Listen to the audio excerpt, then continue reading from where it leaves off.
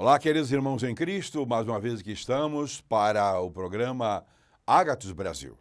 Programa que visa e busca em Deus a realização de um grande avivamento das igrejas do Senhor Jesus Cristo aqui na Terra. Vamos para a mensagem desta manhã. E o tema é Paradoxo da Salvação. Parece estranho, né? Uma mensagem no contexto do Natal, antes ou depois, próximo ali, a gente falar de salvação, quando está todo mundo comprando presente, né? Assando porco, etc., comendo o resto do porco ou do peru, né? Mas vamos lá, paradoxo da salvação. Lerei dois textos, Mateus 1, capítulo 1, 18 a 21, e Mateus 2, versículo 16. Ora, o nascimento de Jesus foi assim. Estando Maria, sua mãe, desposada com José, sem que tivesse antes coabitado, achou-se grávida pelo Espírito Santo. Mas José, seu esposo, sendo justo e não a querendo infamar, resolveu deixá-la secretamente. Enquanto ponderava destas coisas, eis que lhe apareceu um anjo em sonho, e um anjo do Senhor, dizendo: José, filho de Davi, não temas receber Maria, tua mulher, porque o que nela foi gerado é do Espírito Santo. Ele dará à luz a um filho e lhe porás o nome de Jesus, porque ele salvará o seu povo dos seus pecados. Vendo-se iludido pelos magos, aí já é o texto que diz respeito a Herodes, que queria se livrar do rei dos judeus, vendo-se iludido pelos magos, enfureceu-se grandemente e mandou matar todos os meninos de Belém, de todos os seus arredores, de 2 anos para baixo, conforme o tempo do qual com precisão se informou junto aos magos.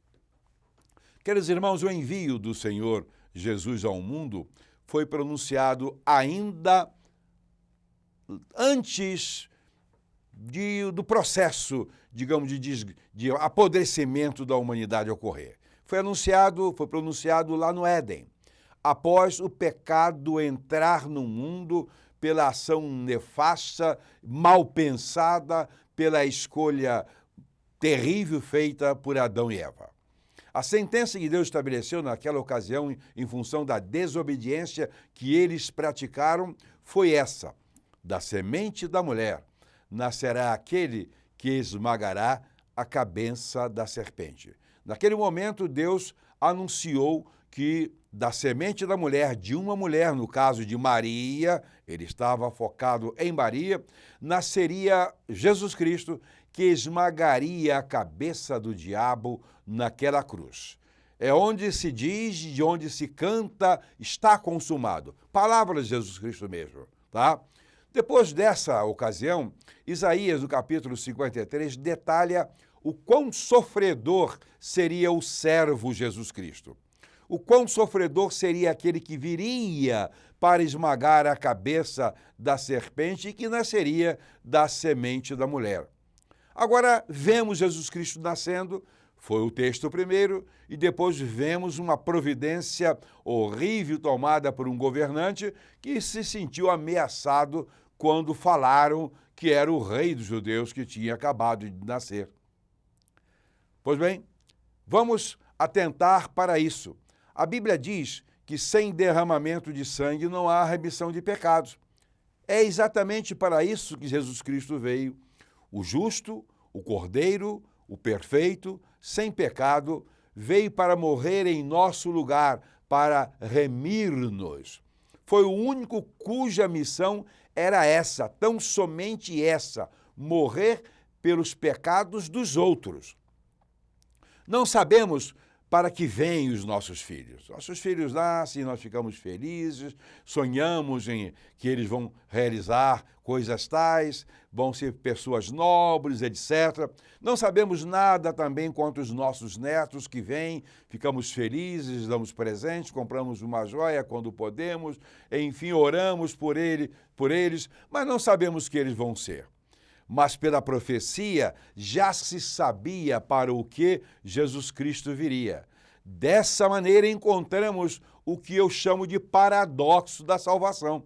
E esse paradoxo será visto agora, sobre o que aconteceu em termos de morte para ocorrer vida, em termos de vida para ocorrer morte. Primeiro, nasce Jesus, aquele que morreria para a salvação de muitos. Interessante, queridos irmãos em Cristo, pastores, pregadores em geral, não saiam pregando por aí que Jesus Cristo veio morrer para a salvação de todos. Há condição estabelecida por Deus para a salvação, mas morreria para a salvação de todos os que nele crescem.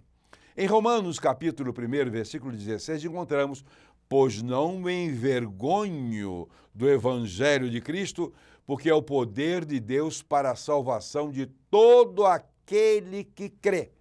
Primeiro do judeu e também do grego. Não é para a salvação de todos indiscriminadamente. Se isso ocorresse, seria um ato de injustiça, de grande injustiça da parte de Deus. Mas Deus é justo e foi ofendido. E ele foi ofendido lá no Éden. O ser eterno, Deus, foi ofendido e há uma sentença igualmente eterna para quem o desobedece. E agora, a desobediência não está em cima de terem comido ou não um fruto que foi proibido. A desobediência agora diz respeito a não crer em Jesus Cristo, que foi enviado para vir, viver e morrer pelos nossos pecados. Porquanto, repito, a graça de Deus se manifestou a todos os homens. A salvação viria pela morte de Jesus, o justo, o único justo que a história narra, lança, apresenta e confirma. A marca do Natal não é positivamente o sonho do que seria aquele bebê do seu futuro. Um sonho de grandeza, um sonho de beleza, um sonho do rei para ser o rei de Israel, mas a cruz que lhe esperava. Ele nasceu sabendo que iria morrer, veio para morrer, viveu o seu ministério, pregou e ensinou sabendo que iria morrer. Poucas horas antes da morte estava ele diante dos seus discípulos dizendo que eu vou morrer. E eles não entendiam isso. Essa salvação a todos os homens seriam homens que seriam de boa vontade, aqueles que aceitariam e aceitam a Jesus Cristo como Salvador, nas condições que ele e o Pai estabeleceram, está aí sendo oferecida a todos. E nós, pregadores do Evangelho, continuamos anunciando esta salvação. A mensagem do Natal, portanto, não pode ser outra. As pessoas costumam pregar sobre salvação, sobre morte, lá na Páscoa, na chamada Semana Santa. Mas se esquecem que ela foi consubstancializada exatamente no Natal, na vinda de Jesus Cristo para morrer. Um segundo ponto é o seguinte: morre os inocentes para que o Salvador de muitos sobrevivesse. Foi aquilo que Herodes propiciou amargamente. Mandou matar todos os meninos de 2 anos para baixo, porque ele tinha certeza que Jesus Cristo, em face das contas que ele fez, das comparações que fez, ele sabia que esse que seria o rei dos judeus morreria. Algo semelhante acontecera lá no passado com os judeus, que não era permitido que sobrevivessem aos meninos e eles eram mortos. Mas uma família, vendo que um bebezinho era bastante interessante, preparou um objeto que pudesse navegar, betumou, colocou nas águas, ele dentro estava Moisés e ele foi tirado das águas, também para trazer a salvação àquele povo, uma libertação. Foi o que li em Mateus 2,16. Herodes mandou matar a todos os meninos de 2 anos para baixo para ter certeza que o futuro rei de Israel, o libertador de Israel, o libertador de todo o mundo seria morto e ele permaneceria seguro naquele trono. Morreram muitos inocentes, muitos, que foram literalmente salvos, porque por serem inocentes também foram salvos. Interessante, igualmente por aquele Jesus Cristo que sobreviveu, aquele que veio também para nos salvar. Mas não foram tantos. Aqueles inocentes, aquelas crianças, não foram tantas quanto os salvos por Cristo Jesus na cruz de todos os tempos. Não, não. De lá para cá, somando quando os salvos, incluindo eu e o irmão e a irmã, e todos os membros das nossas igrejas, de todos os tempos, foram salvos por Jesus Cristo. Ou seja, inocentes foram mortos para que Cristo sobrevivesse. E Cristo morreu para que pecadores fossem salvos. Quanta dor, quantas lágrimas, quantos desesperos ocorreram com aquelas famílias que perderam as suas crianças. Quanta mortandade, mas pela sobrevivência de Jesus, quanta alegria, quanta felicidade, quanta paz e tantas outras coisas maravilhosas são experimentadas pela morte de um só homem, Jesus. Quanta felicidade eu tenho, quanta alegria eu tenho em entender que possuo a vida eterna, e a vida eterna não vem pelos meus méritos, até porque não me é dado o direito de me ufanar, de me gloriar sobre a salvação. A minha salvação foi obtida ali naquela cruz, na cruz em que morreu aquele que nasceu um dia, inocente, e para que ele sobrevivesse, muitas crianças inocentes também morreram. O Natal deve trazer às nossas mentes, queridos irmãos, queridos pregadores, irmãs, missionários, evangelistas, precisa trazer às nossas mentes essas recordações, não só de um bebê salvador, mas de todo o sangue derramado por inocentes e o próprio sangue de Jesus Cristo derramado por pecadores como nós. Certa feita, conversava com um pastor, um grande pastor, escritor também, e que já está com Cristo. Ele disse, olha, Natal, Natal, Natal, fala-se tanto em nascimento de Cristo. Ele disse, isso não interessa, isso não importa, isso não significa nada. O que significa é a morte de Cristo. Ele estava certo, e ele está certo.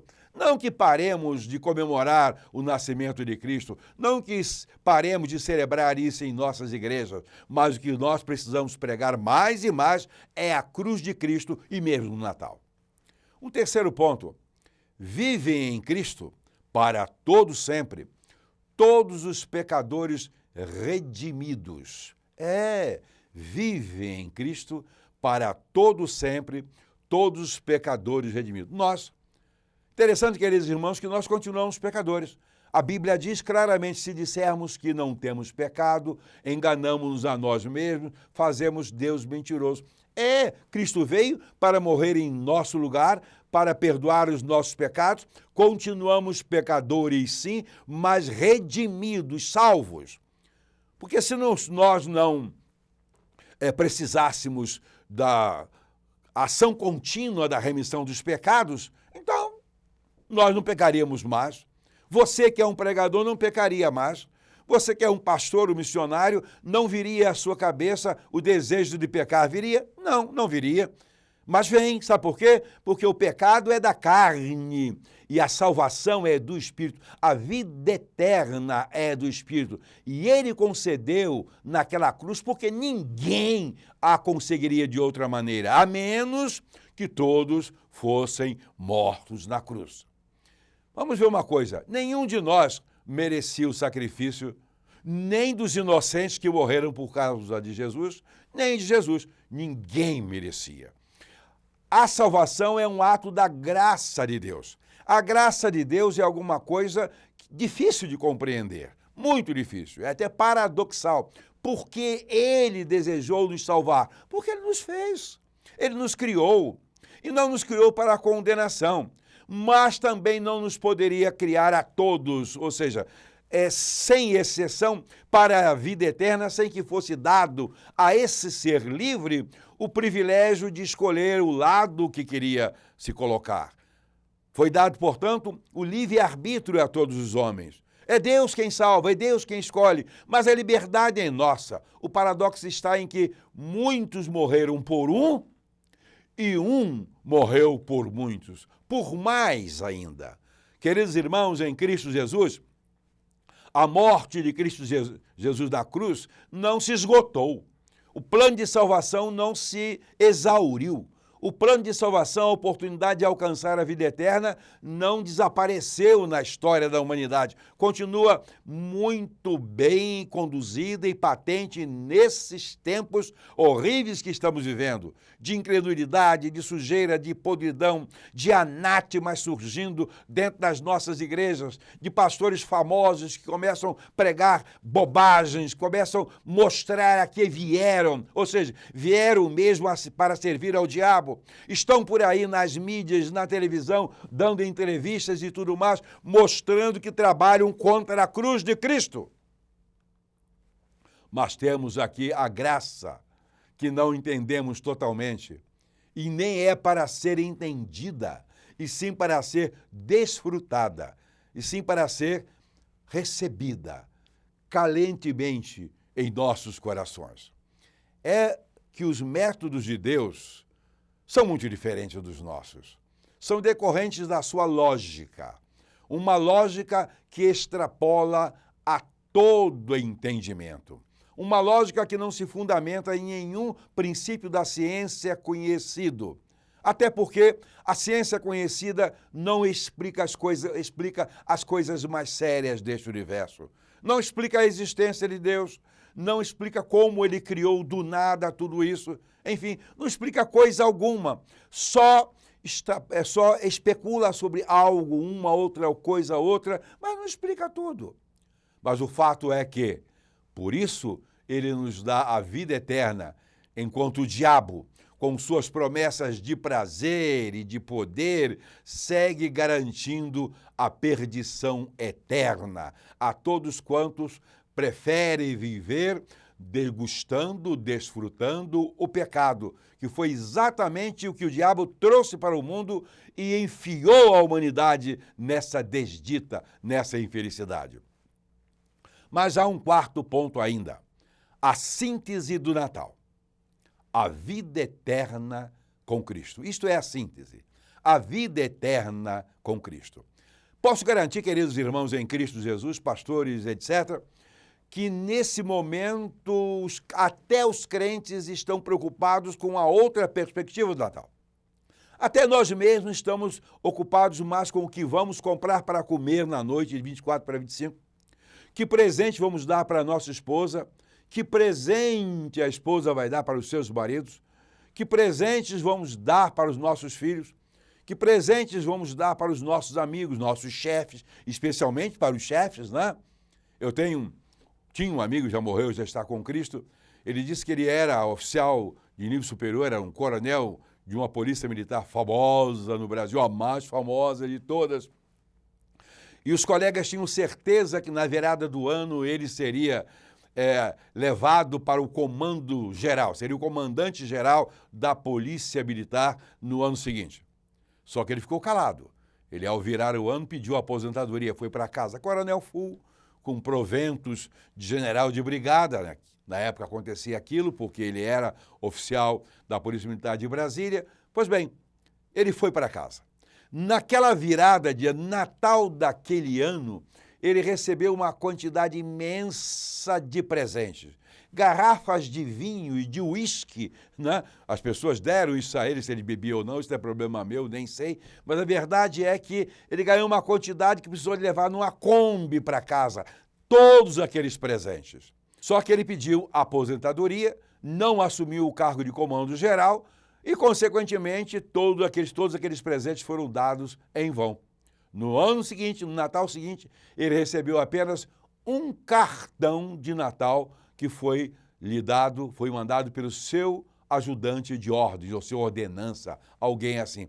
Apenas uma pessoa simples dos seus relacionamentos. Porque eles estavam olhando para o Natal numa outra ótica do prestígio. A síntese do Natal é a vida eterna com Cristo. João 17,3 diz, e a vida eterna é esta, que te conheçam a ti, o único Deus verdadeiro, e a Jesus Cristo, a quem enviaste, e a Jesus Cristo, aquele que morreu na cruz. Isto é o Natal. O Natal não foi criado para melhorar as vendas no fim dos anos. Também não foi instituído para sacrificar porco, peru, frango, cabrito. Coitado desses animais, eles não têm nada a ver com isso. O Natal não foi instituído para que presenteemos a parentes e amigos. Nada disso. Seu emblema é a vida eterna por Jesus Cristo, enviado por Deus. O que esperamos do Natal? Nada do que o Natal comercial ofereça tem importância. Só o Natal pelo significado do Deus que enviou seu Filho para morrer na cruz do Calvário e nos salvar. Pensemos melhor, pensemos diferente. Os crentes em Cristo, olhemos para o Natal com uma gratidão a Deus imensa, porque Ele enviou o seu Filho. Para nascer, sim, para viver, sim, para pregar e ensinar, sim, mas sobretudo para morrer por nós na cruz do Calvário. Deixemos de lado essa comercialização desta data, e ela é importante? Até é. Para os empregos, para o comércio, para os impostos, etc., para encher a barriga de quem não merece até, mas para a salvação não. Olhemos para o Natal por essa ótica e que Deus a todos abençoe. Amém.